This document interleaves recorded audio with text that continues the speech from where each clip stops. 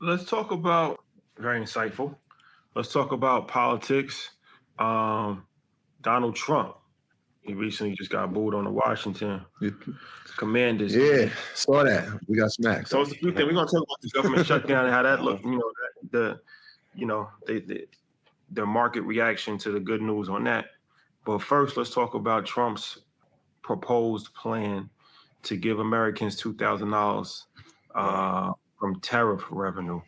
Right. So he's proposed giving Americans $2,000 dividend, tariff dividend, funded by tariff revenue, except for high income earners. Now, this still has to go through a variety of different channels for it to actually get passed.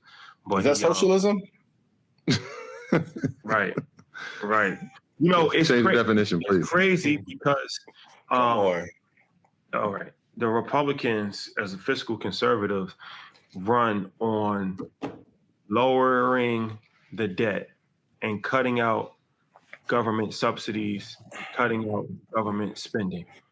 And that was one of the things what Novogratz was telling us before, as far as he fully expected that Trump would raise the debt because he said Trump loves to spend money, which would go against the Republican ideology. But the only thing that's happened in the last year is record-breaking numbers as far as the national debt is concerned. Also, credit card debt. The value of the dollar has gone down tremendously. This consumer sentiment is down. But this does both of those. This adds to the debt this adds to the 300. This is going to cost anywhere from $300 to $500 billion. And when you're talking about inflation, you're devaluing money by just putting money into the marketplace over and why begging for a rate cut? So I think that he's looking at this as an easy way to kind of get support, because we talked about as far as the pandemic and how that really, really, helped a lot of people, and how it really set the sentiment that he was good for the economy because he kept money flowing. So maybe he's thinking, okay, we kind of, had some shaky moments. It's the fourth quarter. It's almost Christmas time. If I could just put $2,000 to everybody's pocket, they're going to feel a lot better about my administration and me. And I can say that I got it from tariffs, so I can use the excuse that it's not coming from any government budget. Is money that we weren't expecting anyway, even though some people say that we don't really even have one tariff deal done yet. That's what some people it's an illusion. Yeah, I mean, there's another part to it. I'm glad you brought all those pieces up, and I'll let you add to it as well. That the federal government, right, the Supreme Court is actually hearing the case to see if these tariffs were legal, right? Because if not, then the tariff money that they were collected from these companies might have to be refunded. So countries might have to be refunded. And if so, that money goes back. Now what do we do? If you've given money to citizens from that money that potentially might have to be refunded, now what? But then they're saying that we have not collected some people have speculations that we have not actually collected any money from tariffs yet. Yeah, well, they got a calculator that just keeps running. I don't know. We don't know where it's coming from. It's all an illusion. The reason why he gave away the money in COVID because it was gross mismanagement of what happened out of Wuhan on his watch. So he had to financially lead with money to offset that there.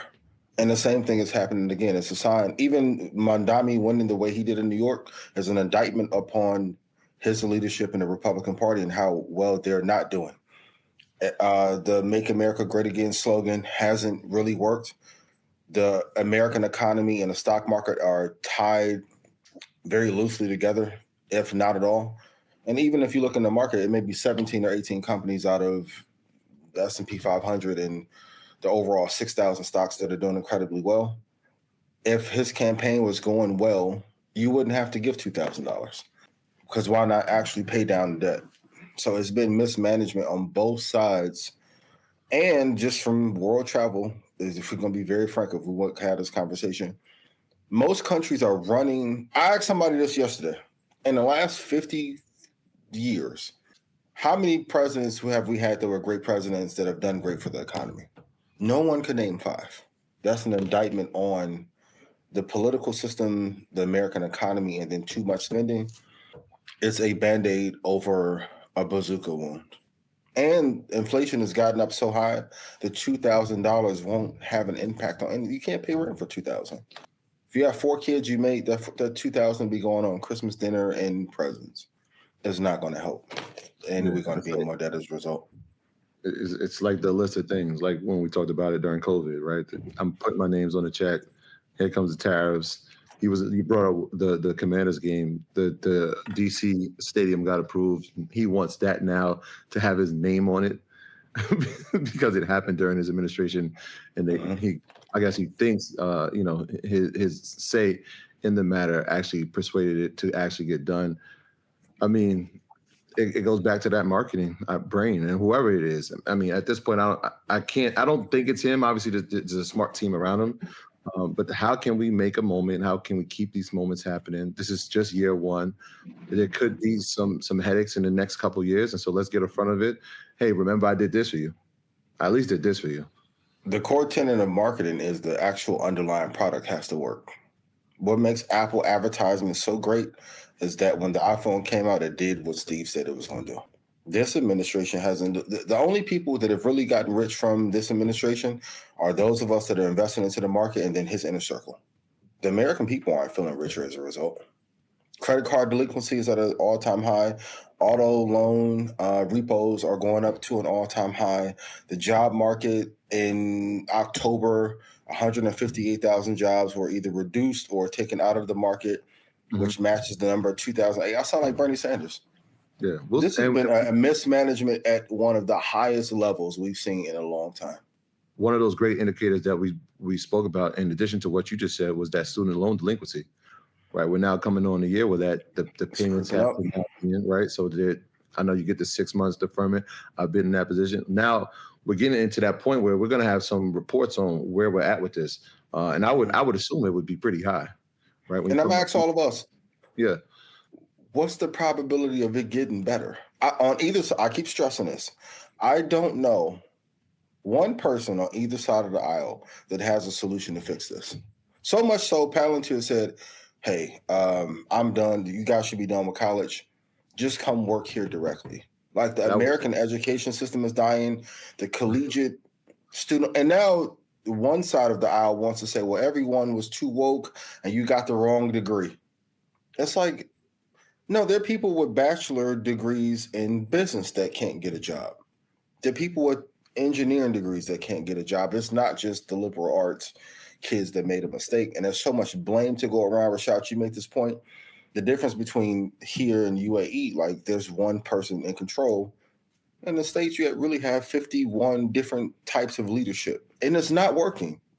It hasn't worked for the long. Like if our peak was 2000, 2001, it hasn't worked for 24 years, minimum. And there's no correcting it. With the formation of BRICS, and we had a Daniels conference, someone asked, how much longer does America have before the number 2? The estimate is 55 years. But the signs of it are trickling into the economy. And it's not just people who are upset, so much so even Peter Thiel in 2020 sent a memo out to Zuckerberg of the socialism and socialist rising. And Madami is probably the first person. But I think over the next coming years, with the cost of everything being so high, this movement is really going to take off. Yeah, you brought up the Palantir thing. It was actually something I'd love to hear both y'all opinions on it because it'd be pretty insightful. What he said was that college is no longer a trusted breeding ground for our brilliant, right? So that what the idea was is he hired 22 paid interns for a 4-month program. At the end of the program, he figured out who was the best, and maybe I think 2 or 3 of them were selected to have full-time positions. Is that a model that we can see that is formidable for the future, right? If we're looking at the student loans and we're seeing how much college costs, can we now just pick our talent? I mean, they do it obviously in athletics. Can we now do that in business where we're picking the best talent out of high school? It's short-sighted. Now being these companies. It's a good idea. I think it's a good bridge, but it's short-sighted. Now, does the American college system and education system have to be retooled? Yes. I don't think they want it to be, though. I don't think anything that's broken in terms of an institution, if it's not fixed, they don't want it to be fixed. Just like capitalism. There's parts of capitalism that are incredibly broken. They want it that way, though. But he got that model from Teal, which Teal invested into Palantir. So it's a bridge, if anything. What do you think, Rashad? Yeah, I think it's definitely something that makes a lot of sense for people that's extremely gifted. I think that the college thing makes sense for people that are still trying to figure out, like even in sports, right? Like if you know that you're LeBron James, what's the point of going to college? So if you already have signs pointing that you're a computer genius and you're already on a trajectory to go to Silicon Valley, why waste 4 years in school learning about Greek mythology and all types of other stuff that you don't really necessarily need? They can just take you from high school, but a lot of kids don't know what they're gonna do, or may not be exceptional in one thing. They haven't found that exceptionability yet. So that's where I think the college kind of gives you time to figure out, okay, this is really, because sometimes you go to college and you think you're gonna major in one thing, and then 2 years later you change your major. So, but yeah, it's Even definitely that, is that wrong? What? Like if a person bought something from us and didn't know what they wanted to do, would that be right or wrong?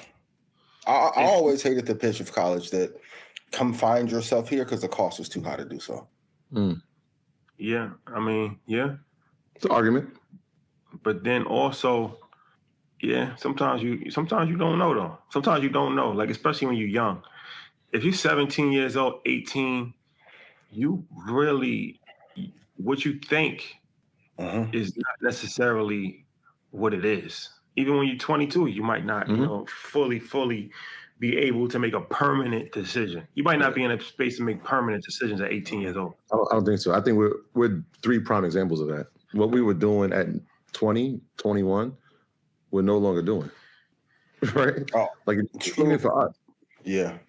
You see what I'm saying? Like whether it was at that time you were still in school, but at 21, I'm trying to figure out if I'm going to be a teacher. Like all those things are building blocks to get to where we're at, but they're not necessarily the core thing of what we were thinking we were going to do at 21. So I think that for me personally, right? Yeah.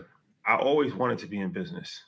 I didn't want to go to business school because I understood that was going to be a lot of math equations and stuff that I didn't even really need. I knew that early.